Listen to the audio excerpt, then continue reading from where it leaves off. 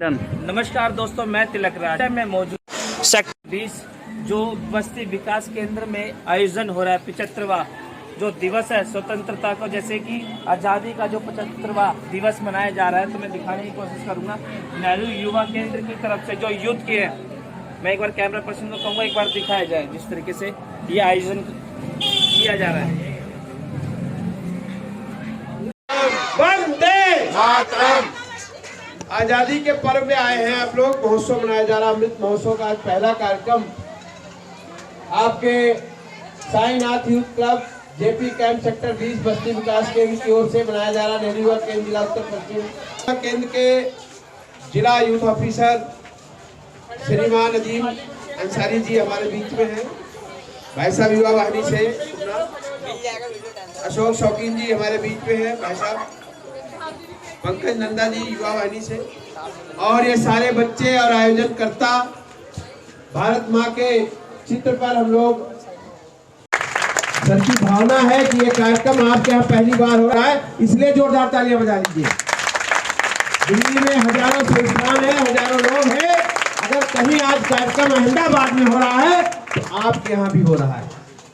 ये आपने अगर ये श्रेय मिलना है तो सर को जाता है, क्योंकि उन्होंने इतनी तत्काल सोचा और यहाँ एक कार्यक्रम किया है। दिल्ली में कहीं कार्यक्रम की अभी शुरुआत नहीं हुई है, आप फर्स्ट हैं।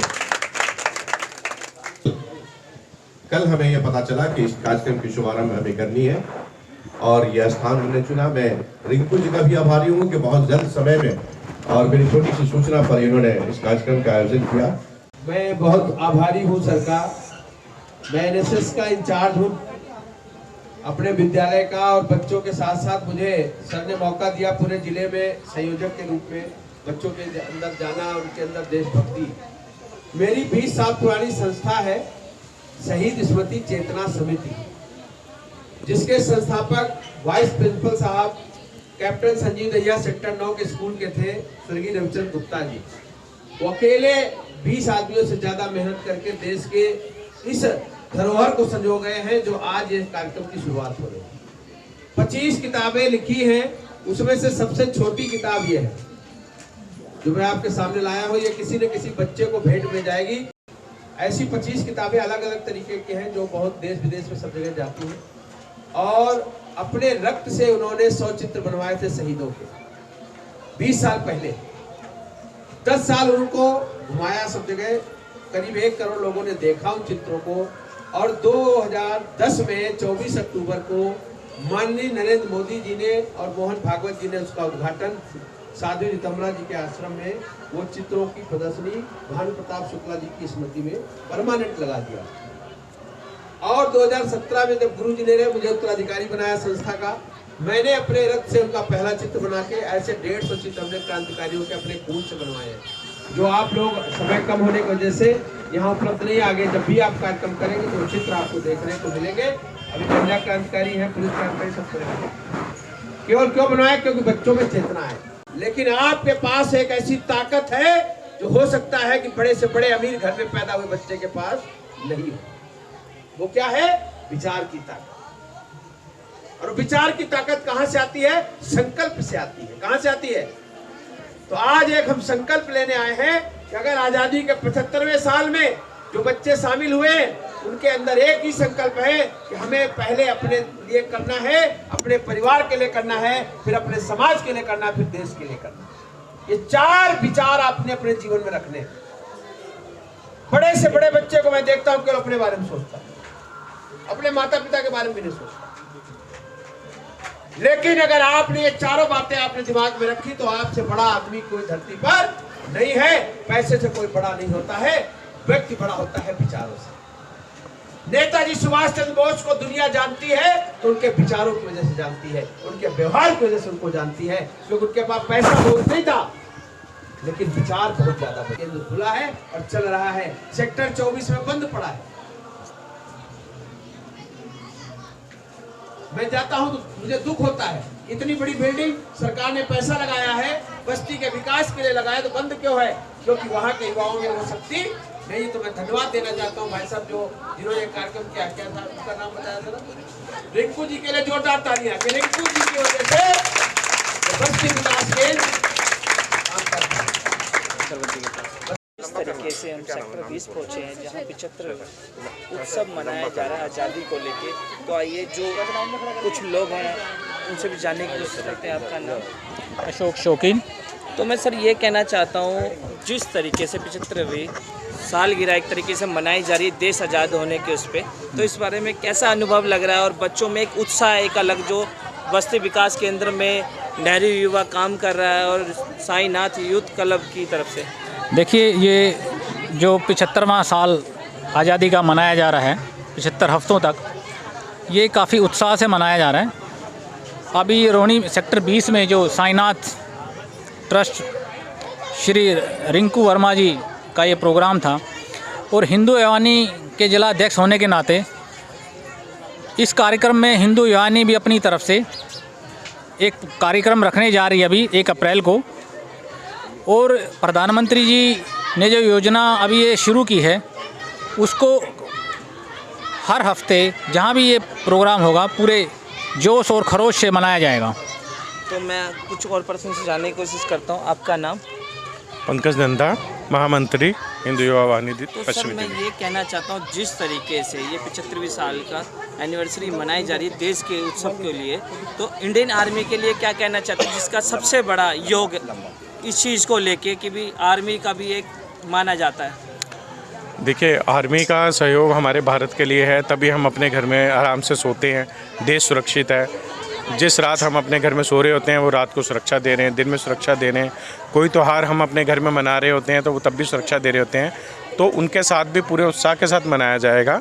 किसी भी कारण से वो अपनी जिम्मेदारियों को निभाते हुए अगर अपने घर परिवार में नहीं है, तो जैसे 75वीं वर्षगांठ की शुरुआत प्रधानमंत्री जी ने की है, जिस जोश हर्षोल्लास के साथ हिंदू युवा वाहिनी भी घर घर तक इस कार्यक्रम को पहुंचाएगी, सहयोग करेगी सरकार का पूर्ण रूप से। तो हम उन सैनिकों का, वो इंडियन आर्मी में है, नेवी में है, एयरफोर्स में है, अपने पूरे कार्यकर्ताओं के साथ उनको भी सम्मानित करते हुए और याद करते हुए पूरे हर्षोल्लास के साथ उनका धन्यवाद करते हुए इस कार्यक्रम को मनाएंगे। आइए। नमस्कार सर। नमस्कार। आपका शुभ नाम? प्रेम कुमार शुक्ला नाम है मेरा। सर पहले सर का दो फ्रेंड। जिस तरीके से नेहरू युवा केंद्र काम कर रहा है, लोगों को, युवाओं को, यूथ को बढ़ावा देने के लिए शिक्षा के तौर पे भी, या जितनी नारी शक्ति है उनको एकजुट करने के लिए, सिलाई सेंटर, ब्यूटी पार्लर, तो कैसा एक अनुभव है सर आपका? कई साल का एक्सपीरियंस है। अच्छा अनुभव मानता हूँ। मेरी माता जी आज से करीब 40 साल पहले इसी तरह के नेहरू युवा केंद्र में जुड़ी थी इंस्ट्रक्टर के तौर पे, और उन्होंने उनको उस समय 1000 रुपये पर मंथ मिलते थे, और 20 महीने तक काम करने के बाद 20,000 रुपये मिले, और उन्होंने अपनी भतीजी की शादी में वो खर्च किया। तब मुझे पता चला कि नेहरू युवा केंद्र कोई चीज़, संगठन होता है। बचपन की बात बता रहा हूँ मैं, जब 8 साल का था। और यहाँ आकर के जब मैं अभी अजीम अंसारी साहब से मिला, नेहरू युवा केंद्र के आप यूथ ऑफिसर हैं, इनके साथ मिलकर हमने बहुत सारे कार्यक्रम किए, NSS के बच्चों की योजनाएं चलाई। तब मैंने देखा कि तो बहुत बड़ा केंद्र है और बहुत बड़ी कल्याण की योजनाएं यहाँ पर हैं। और ये जिस तरह ये काम कर रहे हैं युवा अधिकारी, सारे युवा अधिकारी अगर इस तरह काम करें तो देश के अंदर जो युवाओं को रास्ता देने का काम है, युवाओं को जो एक मार्ग प्रशस्त करने का रास्ता है, उनके लिए खेल कूद से लेकर के हर चीज़ की व्यवस्था करने से संबंधित जितना कार्यक्रम है आपने बताए, वो बहुत ही विश्वसनीय है और बहुत ही अच्छे हैं। बहुत सारी योजनाएं हैं, लेकिन दुर्भाग्य है कि उसका प्रचार मीडिया में ना होने की वजह से, बच्चों के अंदर ना होने की वजह से वो उसका उन तक लाभ नहीं पहुंच रहा है। और ये पहला प्रयास है। देखिए कि ये योजना या ये कार्यक्रम शुरुआत हुई, आज यहाँ पर हम लोग हैं, तो ये बहुत बड़ा योगदान है सर का। पूछना चाहता हूँ जिस तरीके से नेहरू युवा केंद्र काम कर रहा है, तो कहीं ऐसा भी अभी जैसे आपके मंच जहाँ आप कविता गाते हो, तो कैसा एक लगता है कि लोग एकजुट हो जाते हैं आपकी बात को सुन के और आवाज़ को सुन के? देखिए, सबसे अच्छा लगता है जब हम युवाओं के बीच आते हैं, और ऐसे युवाओं के बीच में जहाँ पर कोई बड़ा कवि नहीं आता है, कोई बड़ी व्यवस्था नहीं होती है। ये बच्चे हैं जिनको आज वास्तव में ज़रूरत है, चेतना की ज़रूरत है। हमारी संस्था शहीद स्मृति चेतना, शहीदों की स्मृतियों के माध्यम से चेतना पैदा करने का काम पिछले 20 साल से कर रही है। तो नेहरू युवा केंद्र से के साथ मिलकर हम लोग ये योजना बना रहे हैं कि जहाँ जहाँ भी ऐसे कार्यक्रम हो, हम शहीदों के चित्र लगाएं, शहीदों की प्रदर्शनियाँ लगाएं, शहीदों का साहित्य बांटें, और बच्चों को शहीदों के सपनों को साकार करने का आह्वान करें। अगर बच्चों ने शहीदों की भावनाओं को समझ लिया, उनके गीतों को, उनके विचारों को, तो ये देश निश्चित है आत्मनिर्भर बन जाएगा। क्योंकि आज इस देश को कोई बनाएगा तो युवा बच्चे ही बनाएंगे, कोई योजना नहीं बना सकती। सर आपका नाम? अजीम अंसारी, डिस्ट्रिक्ट यूथ ऑफिसर हूँ नेहरू युवा केंद्र संगठन के। तो मैं सर ये कहना चाहता हूँ, जिस तरीके से साई नाथ यूथ क्लब काम कर रही है नेहरू युवा केंद्र को साथ लेके और जो युवाओं को आगे सिखाने के लिए, तो सर कैसा एक आपको, आप ऑफिसर हो तो आपको किस तरीके से लगता है कि, और कई दिक्कतों का सामना भी करना पड़ा होगा? नहीं, बहुत अच्छी प्रयास है और साई नाथ यूथ क्लब आज से नहीं बरसों से ये कार्य कर रहा है, सामाजिक कार्य कर रहा है। और नेहरू युवा केंद्र संगठन का उद्देश्य ही यही है। भारत सरकार के युवा कार्य खेलकूद मंत्रालय ने ये निर्णय लिया है भारत सरकार के साथ मिलकर कि देश की आज़ादी की जो 50वीं बरसगांठ मनाई जा रही है, उसमें हम बढ़ चढ़ कर काम करेंगे और इस तरह के साई नाथ और इस तरह के लाइसेंस है वो हमारे साथ रहेंगे और उनके सहयोग से इस तरह के हम राष्ट्रीय कार्यक्रम को कर पाएंगे। और मैं ये कहना चाहता हूँ, जिस तरीके से चक्रवी उत्सव मनाया जा रहा है, सालगिरह जिस तरीके से, तो आर्मी के बारे में और जो हमारे यूथ हैं उनको जागरूक करने के लिए कि हमारा बढ़ चढ़कर युवा आगे आए, तो इसके बारे में आर्मी ही तो है कि हम है, हमारा राष्ट्र सुरक्षित है। मैं इस अवसर से मैं सैल्यूट करता हूँ अपने आर्मी के जवानों को, जिनके अथक प्रयास से आज हमारा राष्ट्र इतना मजबूत है और हम शांतिपूर्वक इस राष्ट्र में रह पाते हैं।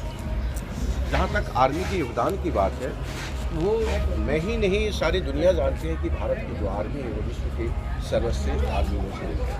और आपने देखा होगा अभी चाइना के साथ जो हमारा आर्मी, वहाँ भी हमारे आर्मी बिल्कुल आर्मी में आँख डाल कर लगे रहे और इसका नतीजा हुआ कि चाइना को पीछे हटना पड़ा।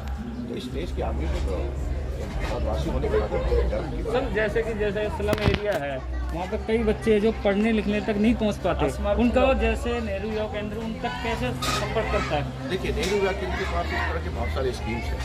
मैं इस कार्यक्रम में आने से पहले भी बात कर रहा था कि पूरे देश में एक ऐसा डिपार्टमेंट है जहाँ विभिन्न योजनाएं हैं और हमारे यहाँ सबसे अच्छी बात यह है कि हमारी जितनी भी योजनाएं हैं वो 15 साल से लेकर 29 साल के युवाओं के लिए है, लड़के और लड़कियों के लिए।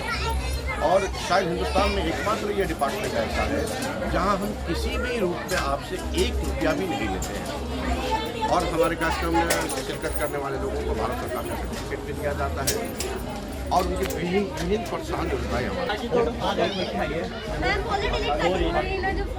जिस तरह के ड्रग्स और ड्रग्स के क्षेत्र जो है वो उस गर्त में जा रहे हैं। हमारा और आपका दायित्व है, मीडिया का दायित्व है, उसके बारे में हम ज़्यादा से ज़्यादा जागरूक करें। हम जो प्रोग्राम करते हैं, अवेयरनेस प्रोग्राम करते हैं, हम कोशिश करते हैं। और आज आपने देखा होगा कि हमने अपने जिले के सारे जगहों को छोड़कर इस तरह ये चुना कि हमें कहीं न कहीं ये बात महसूस था कि यहाँ पर इस कार्यक्रम इस तरह के देश की कार्यक्रम की आवश्यकता है। बच्चों को हम प्रेरित कर सकें, बच्चों को बता सकें कि अच्छाई क्या है और बुराई क्या है, और आगे भी हम इस तरह के कार्य